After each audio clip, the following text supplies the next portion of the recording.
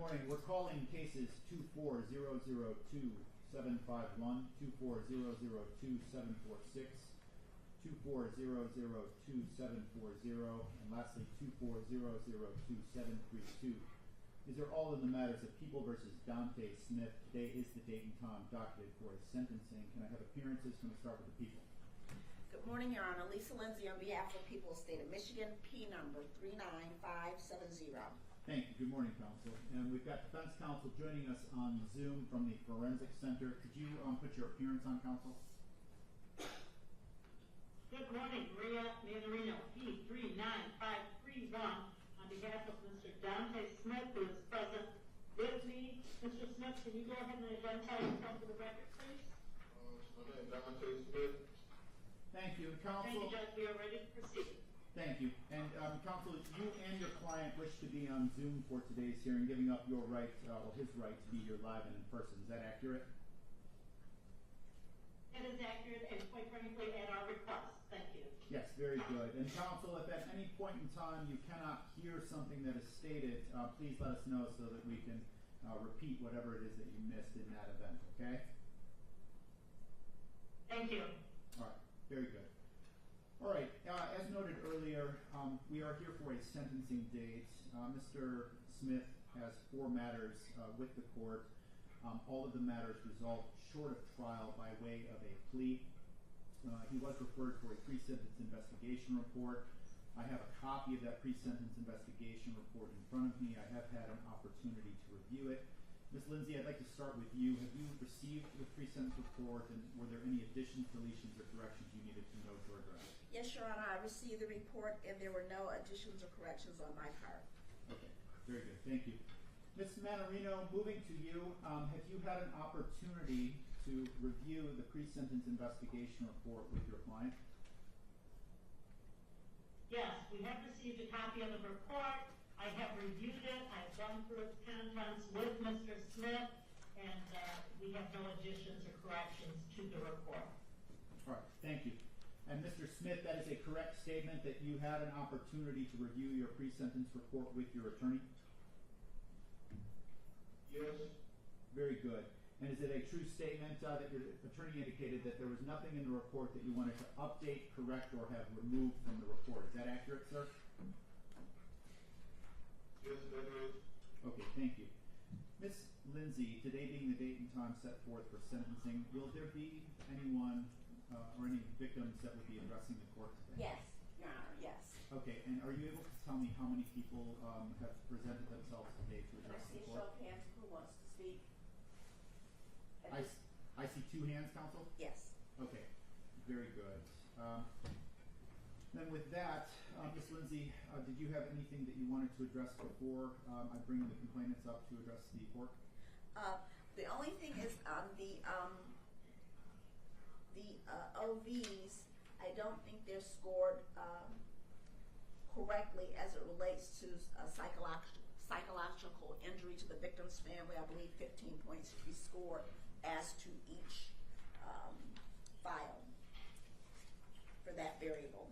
And thank you for bringing up the sentencing guidelines. So you take dispute with the scoring, and that would be OB 5. OB5. It is scored correctly on the file ending in 32. The file ending in 40, it is incorrectly scored.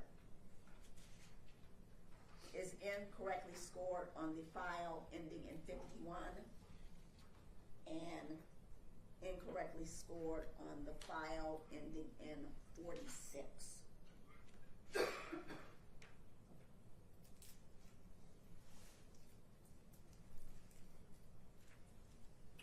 Okay, thank you. So yes, I show OB5 being scored at 15, again, on the file ending in 32. For the file ending in 740, I show OB5 being scored at 0, on the 751, 0746. Ms. Manarino, do you want to be heard? Judge, I do not have access to to a sentencing guideline manual. I accept the fact that it was scored in one and not the others. I don't have any objection to its scoring. I do not have a manual in order to verify that. I don't believe it has any impact on the guideline range. Is that correct? Ms. Lindsay, can you speak to that? Whether it changes the OB level or the grid or the guideline range? No, I don't believe it does, Your Honor, and in light of the fact that there is a sentence agreement, I don't think that is going to change the ultimate outcome. Okay, very good. Well, I do believe that OB. Thank you, Mike. Very good. Thank you, counsel. I'm going to update the sentencing guideline information and score OB5 at 15 on all of the files. I think it should be appropriately scored at 15. And Ms. Lindsay, were there any other additions or modifications you're requesting as to the guidelines? None on my part, Your Honor.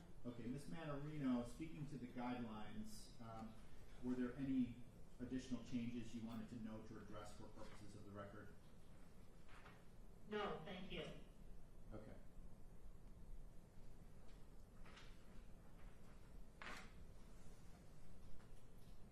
Noting that on file ending in 740, that takes the total of these to 120. I'm making that change. File ending in 751 takes the total OBs to 120.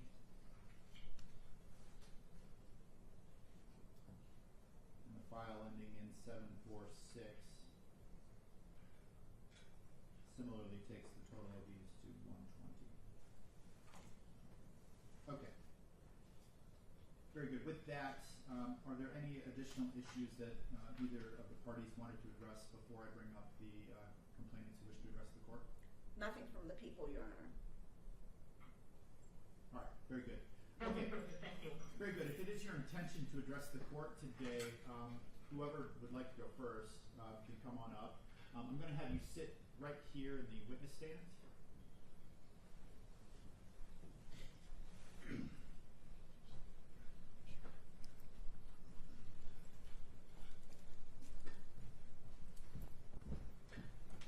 You can have a seat or you can stand, whatever you would like, ma'am. And if you could kindly just state and spell your name for me. My name is Maya Lee, M-Y-H-A, last name Lee, L-E-E. Very good. And the Crime Victims' Rights Act affords you the right to speak here in open court before the court imposes a sentence. You can proceed whenever you're ready. Okay. This is very difficult, very excruciating. It's like we're burying him, digging him back up, burying him again, digging him back up. But I'm thankful for the opportunity to speak on behalf of my son, Shane Lewis Lee. I'm thankful for all the hard work that you've done on this case. God bless you. My son, Shane Lewis Lee, was categorized as just a homeless man. But he was much more. Much, much more than that. He was a father, a twin, a son, a man of God who loved people and only wanted everyone that he encountered to be happy. My son did what he wanted to do in life. He went by the beat of his own drum. For that, I accepted him for who he was. My son was very persuasive. Everyone who spoke to him said he could get them to do things they didn't want to do. I realized he was a leader. My son was too trusting. And because of having such a charismatic personality, many were secretly jealous of that. He wasn't, nor did he think he was better than anyone else. He just was who God made him. God used his life to impact many lives. He will never be forgotten. One day, my son went to a party where his drink was spiked, and he was never the same. This caused him to have mental issues. So I do empathize with Dante. The difference is he got help. He took his medication. He never hurt anyone and wouldn't have even hurt an annoying fly.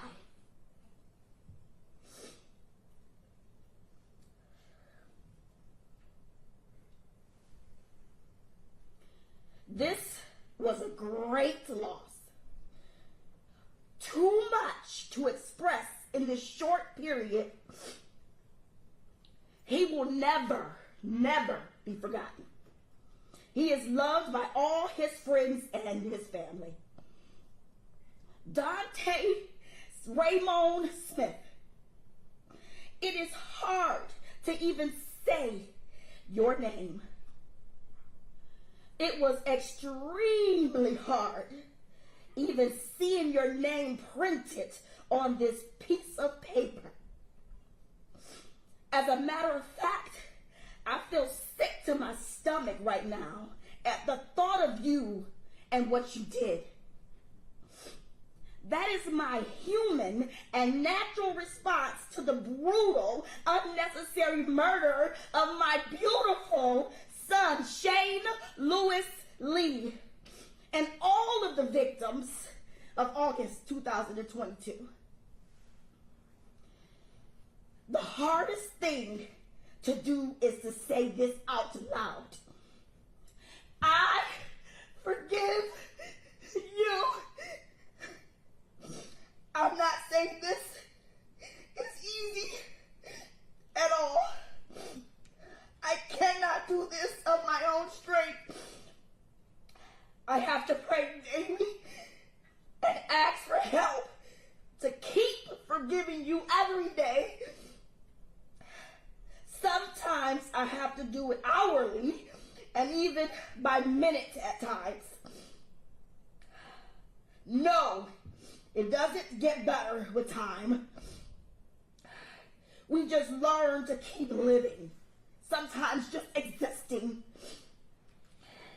This is what Shane, my son, would have wanted. The reason I forgive you is because I have to. For me and my growth. If I don't forgive you, God will not forgive me. And I need forgiveness every day. I live for Jesus and want to see him. I will see him and my son again. I pray the same thing for you, Dante. I want God to come into your heart and change it, come into your mind, make it clear, and make you whole. To the family, first, I am thankful to God for John Palak.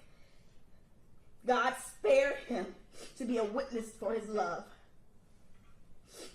He's here for a reason, and I just pray if he hears this, I would just ask him to use this time to share the goodness of God and keep the memory of that day and all the victims in his heart. To the rest of my family,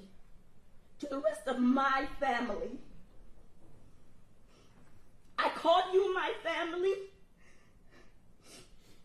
because we are connected,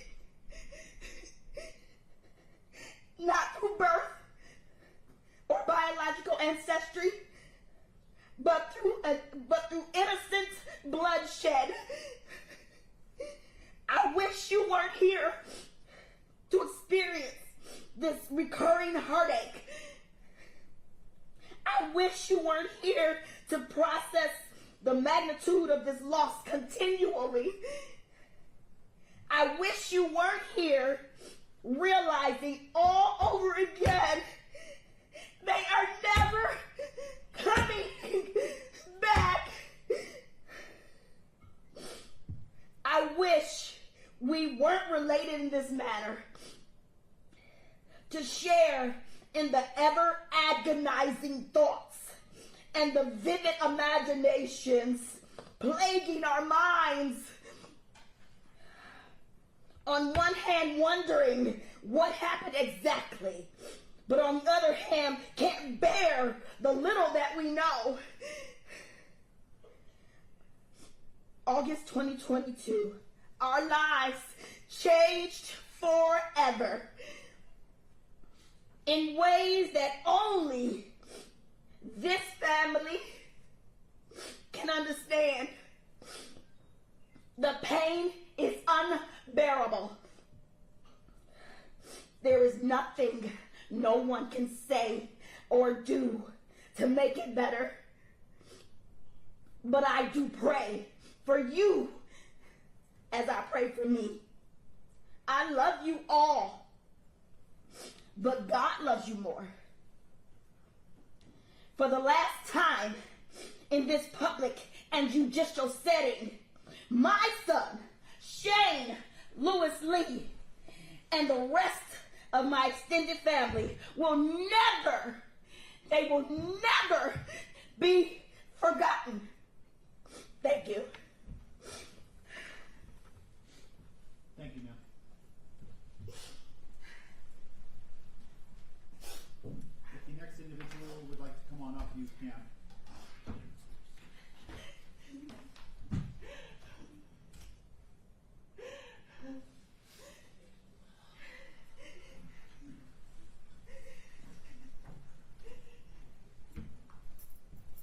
And sir, you can have a seat or you can stand, however you're most comfortable. Are you going to be reading from a prepared statement? I am. And that is perfectly fine. If you wouldn't mind, when you're done, could you let us make a copy of that? Absolutely. Thank you. Thank you. That red illuminated device is a microphone and a recording device. And sir, could you just first state and spell your name? Yep. First name is Jason. Last name is Gapa. G-A-P-A. Thank you. Whenever you're ready, sir. Thank you, Your Honor. I want to first start off by saying thank you to Miss Lee, for saying all of those things that I could not have even thought of before, but it really expresses how we're all feeling, so thank you for that. I also want to thank Prosecutor Lindsay, Trooper Terrell, the rest of the DPD folks, task force members, etc. On August 28th, 2022, my sister, Laree Jobina Briscoe Boshevsky, was violently taken from us by Dante Smith. Laree was a devoted single mother of 5 and a proud grandmother to 2, now 3. She spent her life tirelessly working to build a better future for her children. As a certified nursing assistant and medical office aide, she fulfilled her dream of working in the medical field, driven by her compassion for others. Her loss is not just a tragedy for our family, but for everyone who knew and depended on her. Laree was our backbone, the person we turned to for support, guidance, and a comforting laugh. And now she's gone forever. Her youngest of 3 children, who were just 4, 8, and 10 years old at the time, now live with me, joining my own 2 boys, making us a family of 7. Every day, I struggle to guide them through their grief while trying to create some sense of normalcy in their lives and in our now chaotic household. All of Laree's children lost more than just their mother. They lost their sense of security, their provider, and their world. No child should ever have to endure what they have. Their mother was stolen from them in the most horrific way, and they will never again experience her love, her protection, or encouragement. I lost my only sibling, the person I shared my childhood with.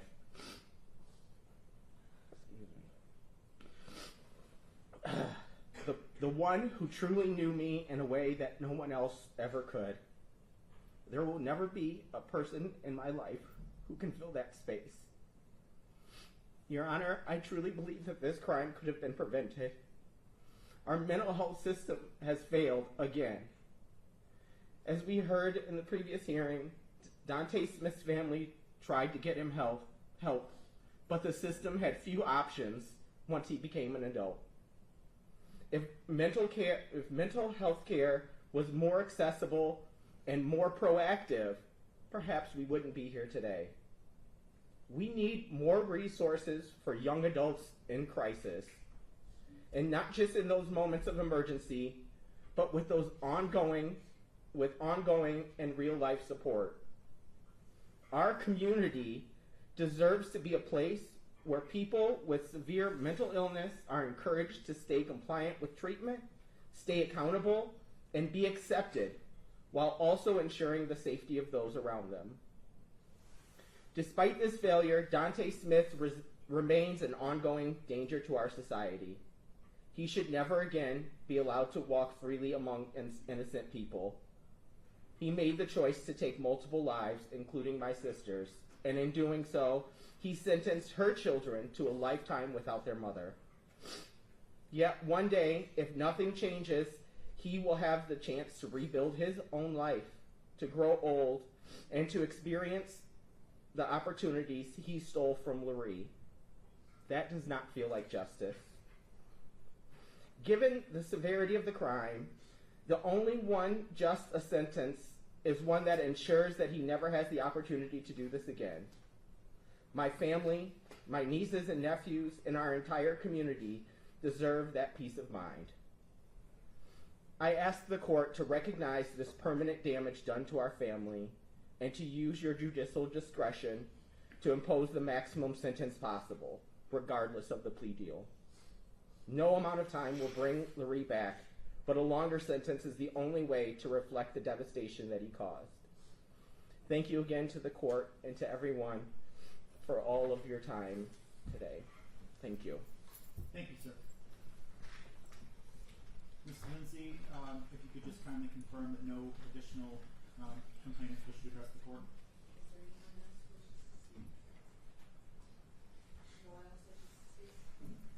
No one else wishes to speak, Your Honor. All right, very good. Thank you. All right, Ms. Lindsay, then if you are ready, if you wish to make argument or statements, I can turn it over to you now. Yes, Your Honor. The only thing I would ask is the court would apply the sentence agreement and sentence in accordance with the sentence agreement, which is 28 to 50 years in the Michigan Department of Corrections, plus 2 years on the felony firearm. Thank you.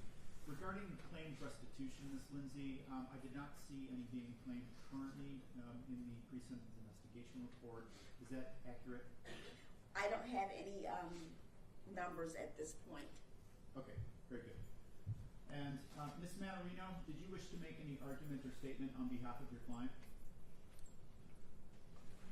Similarly, Judge, I would ask the court to adopt the agreement that the parties have mentioned. Thank you, counsel. And counsel, are you disputing the jail credit calculation in the report, or do you think that it is an accurate calculation? I believe that the credit is accurate at 915 days. Okay. Thank you, counsel. All right, Mr. Smith, you do have the right to speak on your own behalf before the court imposes sentence. Is there anything that you wanted to say on your own behalf, sir?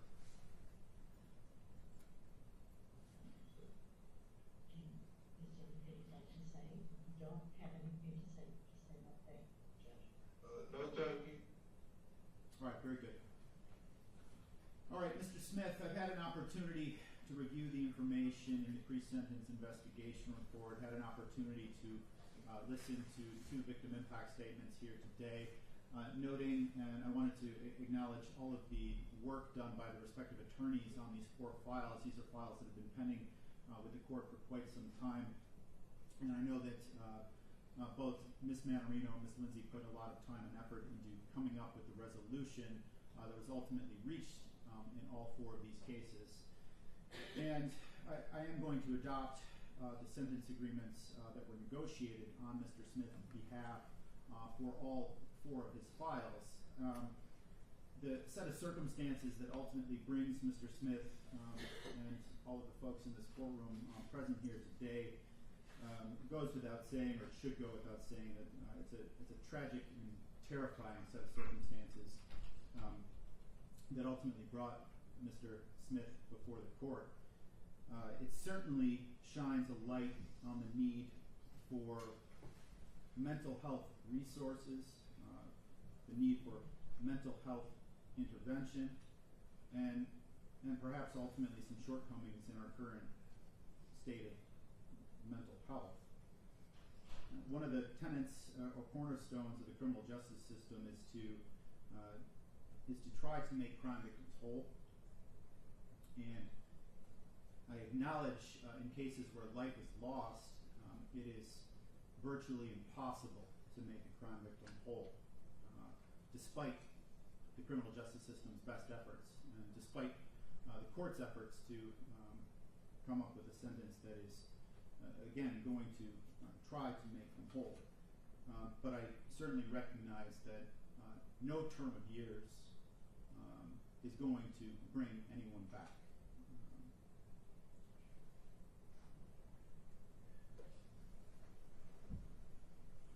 One of the more terrifying aspects of this particular case is that on this night or day in question, these acts were committed by Mr. Smith, and he's someone with virtually no criminal record. This is not as if he is someone who has been in and out of prison or in and out of courtrooms or had a lot of police contacts in his life, also noting his very young age, being only the age of 21 as we sit here today. Now, I'm hopeful that today's sentencing date will bring about needed closure for all of the families involved, so that they can continue or begin with the healing process. And for all of the reasons noted, and for all of the reasons noted in the pre-sentence investigation report, Mr. Smith, again, I am going to adopt the sentence agreement that was noted on the date you entered the plea in these respective files. And with regard to the file ending in 2732, Mr. Smith, for the offense of murder in the second degree, the court is going to sentence you to a 28 to 50-year sentence in the Michigan Department of Corrections. On that same file for the felony firearm count, you will be sentenced to the mandatory minimum of 2 years in the Michigan Department of Corrections that will be prior and consecutive. On the file ending in 2740, the court is going to sentence you, Mr. Smith, for murder in the second degree to a 28 to 50-year sentence. And on the felony firearm, same case number, the court is going to sentence you to the mandatory minimum of 2 years in the Michigan Department of Corrections that will be prior and consecutive. The case ending in 2746, for the offense of assault with intent to commit murder, the court is going to sentence you to a 28 to 50-year sentence in the Michigan Department of Corrections. Same case number, for the offense of animals, killing, torturing, in third degree, the court is going to sentence you to 2 to 10 years in the Michigan Department of Corrections. And for the respective counts of felony firearm, there are 2 on that respective file, the court will sentence you to the mandatory minimum of 2 years in the Michigan Department of Corrections that will be prior and consecutive to your 28 to 50 and 2 to 10-year sentence on that case. For the case ending in 2751, for the offense of murder in the second degree, Mr. Smith, the court is going to sentence you to a 28 to 50-year sentence. And for the felony firearm count on that case, the court is going to sentence you to the mandatory 2 years that will be prior and consecutive. As noted previously, you have spent a considerable amount of time in the jail. While These matters have been pending with the court. The court is going to give you 915 days of jail credit. And on each of your respective files, you will receive the 730 days of jail credit that will be applied to your felony firearm counts. And then the remainder of those days, the 185 days, will be assigned to your other offenses. All of these offenses will run will run concurrent to each other. Ms. Lindsay, has the court neglected to address any of the negotiated terms and conditions in the sentence agreement? No, the court has covered everything, Your Honor. All right, very good. Ms. Manarino, do you have a copy of the appellate rights form on your end? I do not, but I can get those and present those to Mr. Smith. Very good. We will need your assistance with regard to providing him with the appellate rights form for review and ultimately for his signature. And Mr. Smith, it should be noted for the record that since you entered pleas in these respective cases, that you may file an application requesting leave to appeal your convictions and sentences if you wanted to do that. If you wanted an attorney to assist you with that application and you couldn't afford an attorney, you have to request an attorney within 42 days. Then the court would appoint an attorney and furnish them with portions of the record and transcript needed to assist you with any application you desire to file. Again, I thank you all for your time and your patience. Again, I'm hopeful that this brings about needed closure so that the respective families can begin the healing process. Restitution will be set at 0 for today's purposes. Ms. Lindsay, we can keep that issue open for 90 days in the event that appropriate documentation is provided to your office regarding any claim restitution. And in the event that restitution needs to be ordered, parties can either submit a stipulated order, or in the event that there is a dispute about restitution amount, parties can request a hearing. Okay? Thank you, Judge. All right. Ms. Manarino, was there anything additional that you needed to take up on behalf of your client? No, Judge, thank you. Ms. Lindsay, anything from the people? Nothing from the people, Your Honor. All right. Very good. That will conclude our record for today. Thank you all. Thank you.